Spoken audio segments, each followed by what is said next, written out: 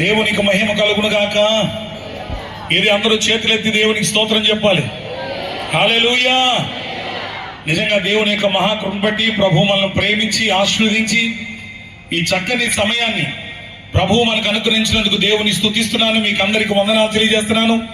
మరి ఈ కార్యక్రమాన్ని చక్కగా ఏర్పాటు చేసినటువంటి కన్వీనర్ గారికి, మరి జై కుమార్ గారికి, విజయ్ కుమార్ గారికి ప్రత్యేక వందనాలు. మరి ముఖ్యంగా గొప్ప దైవజనులు, అభిషేక్తులు, దేవుని యొక్క మరి బలమైనటువంటి కార్యాలు జరిపించిన కొరకు ఈ అంత్య దినాల్లో, ఈ అపాయకరమైన కాలాల్లో బలమైనటువంటి అభిషేకము కలిగి మన ఆంధ్ర తెలంగాణ రాష్ట్రాల్లో బహుబలంగా వాడబడుతున్నటువంటి దైవజనులు, అభిషేక్తులు ప్రవీణయ్య గారికి, షారోన్ సిస్టర్ అమ్మగారికి కూడా ప్రత్యేకంగా వందనాలు తెలియజేస్తున్నాను. బేతెల్ మినిస్ట్రీస్ తరఫున, యునైటెడ్ పాస్టర్స్ ఫెలోషిప్ తరఫున. ముఖ్యంగా మరి దైవజనులు బట్టి నేను చాలా సంతోషిస్తూ ఉన్నాను. మరి వాస్తవంగా నేను మొట్టమొదటిగా బెల్లంపల్లి వెళ్ళాను. పాస్టర్స్ ఫెలోషిప్ అయిన తర్వాత బెల్లంపల్లి వెళ్ళాను. పాస్టర్స్ ఫెలోషిప్ లో లైవ్ లో పాల్గొన్నాను, కానీ నేను తృప్తి అనిపించలేదు.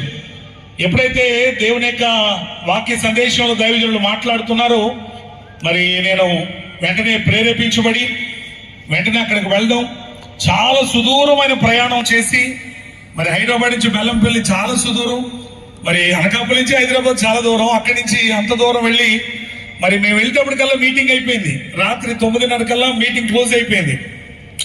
అయ్యగారు కలుస్తారో అమ్మగారు కలుస్తారో లేదో అనుకున్నాం, కానీ దేవుని కృప బట్టి ఆ టైంలో మమ్మల్ని కలిసి మమ్మల్ని మరి ఎంతో ప్రేమగా చూసి మరి ఆప్యాయంగా వారు చేర్చుకుని రాత్రి మేము మమ్మల్ని మరి ఉండడానికి ఒక మరి బస కూడా ఏర్పాటు చేశారు.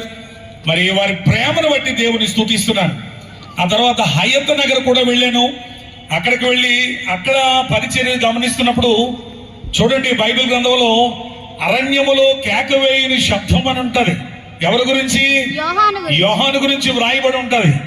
అతడు మండుచు ప్రకాశించుచున్న దీపమని మనం యోహాను సువార్త 5:35లో గమనించినట్లుగా మన ప్రియులు దైవజనులు మరి అభిషేకులు ప్రవీణయ్య గారు మండుచు ప్రకాశించుచున్న దీపం అన్న వాళ్ళందరూ గట్టిగా చప్పట్లు కొట్టి దేవుని నామాన్ని మహిమపరచాలి. దేవునికి స్తోత్రం కలుగును గాక.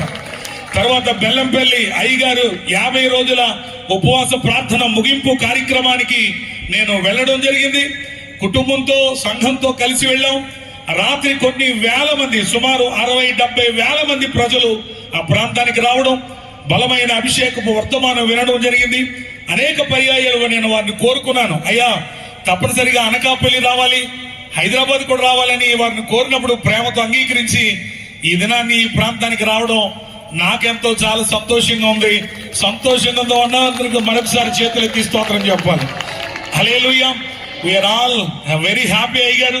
మేము చాలా సంతోషిస్తున్నాం నిజంగా మీ రాకను బట్టి, మీ ప్రజెన్స్ బట్టి. ఎందుకంటే దైవజనుడి గురించి ఒక మాట నేను చెప్పేసి నేను ముగించేస్తాను. దైవజనుడు బలమైనటువంటి ఆత్మాభిషేకం కలిగిన దైవజనుడు. నేను ఎప్పుడైతే ఆ ప్రాంతానికి వెళ్ళానో నాలోనే ఒక నూతనమైన క్రియ జరగడం ప్రారంభమైంది. నేను ఇప్పటికి ఆంధ్ర తెలంగాణ రాష్ట్రాల్లో 25 సంఘాలు కట్టి దేవుని పరిచయం జరిగిస్తున్నాను. దేవునికి మహిమ కలుగును గాక. కానీ ఈ గొప్ప దైవజనుడు, అభిషేక్తులైన దైవజనుడి దగ్గరికి వెళ్ళి నేను ప్రార్థన చేయించుకుని దేవుని యొక్క సేవకులతో సహవాసం చేసినప్పుడు ఆ కొద్దిపాటి సహవాసం బలమైన శక్తితో నేను నింపింది. నేను గమనిస్తున్నాను, నేను గ్రహిస్తున్నాను, మా సంఘాలు అనుభవిస్తున్నాయి. నిజంగా నేరుగా ఈ దినాన్ని వారు మన మీదకి రావడం చాలా సంతోషం. అందరూ బట్టి దేవుని స్తుతిస్తున్నాను. ఈ 4 దినాలు ఎవరూ పోనించుకోకుండా అందరూ పాలు పంపులు పొందండి, దేవ దీవులు పొందవలసిందిగా మనం చేస్తూ నాకు ఇచ్చినటువంటి అధ్యక్షుల వారికి సమయాన్ని మరి తిరిగి అప్పగిస్తున్నాను. వారికి ప్రత్యేకంగా వందనాలు తెలియజేస్తున్నాను. Thank you sir.